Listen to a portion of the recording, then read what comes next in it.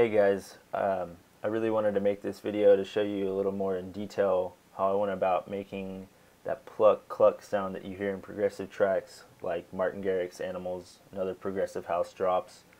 Wasn't a whole lot of videos online that I saw that had a lot of detail with Logic Pro and using Ultrabeat, so I went ahead and made this video. First thing you need to do is open up an instance of Ultrabeat, which should be right here in your instrument chain. Go ahead and bring it up. It's important to know that you must go to your 25th key in Ultrabeat to load this sample. It allows you to play your sample chromatically throughout your keyboard, and it's very important in this step so that you can use it in any note.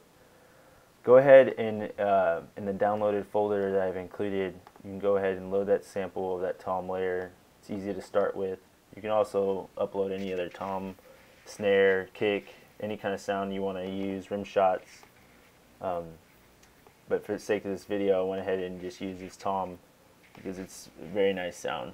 So anyways, go ahead and play this MIDI that I had uploaded or made just for this video. Go ahead and show you what it sounds like. You can hear that it's just a very basic tom hit. It allows for that note to really just come through in the end as a layer. So basically the next step I done is I turned on oscillator 1 inside of Ultrabeat. It allows me to add on top of my tom hit a square wave, and you can obviously mess with the saturation and make it more sine or more square. You know, it adds a nice little pluckiness to that tom hit that helps me come to my overall sound that I really like. So I'm going to go ahead and play that back, and you can go ahead and close Ultrabeat. So you can kind of hear that sound is coming together. The next step I had done is I turned on, added a compressor, and you can see that I've used the Studio VCA circuit type. My ratio is at 7.7 to 1. Threshold is at -0.5 decibels. Gains up 9 decibels. And basically what I'm doing here is I'm trying to get that tom hit to really come through and remain punchy. And so I'll go ahead and play that. And you hear the sound start to come through, punch a little bit louder. The next step I had done is use my own EQ setting here. I rolled off the lows about 280 hertz. And if you turn on your analyzer down here at the bottom, or any kind of EQ that you use and analyze it, you'll see that this sound is really trying to peak at 500 hertz. And that's right where we want it to punch through. It's going to be really MIDI sound anyways. It's in the mids. So the basic idea here is that in the club, your kicks are so low and bassy, and the snares and stuff, you know, and you basically want this pluck noise to come out over those kicks so that it's not drowning in those kicks.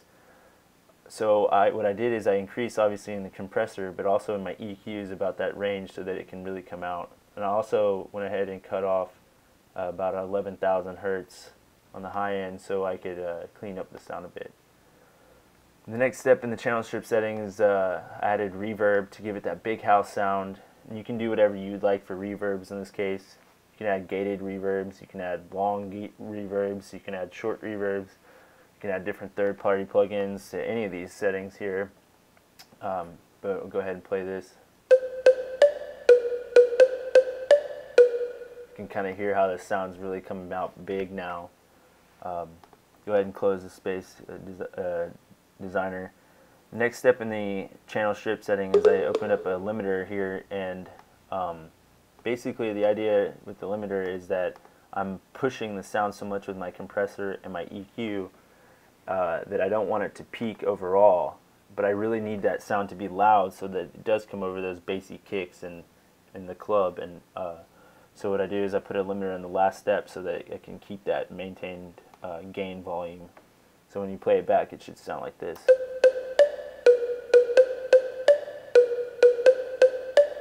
And there you go. That's basically the overall idea behind it. And I'll go ahead and show you with the kick. You can get to creating and adding different MIDI notes, and you can do a whole lot of things with this.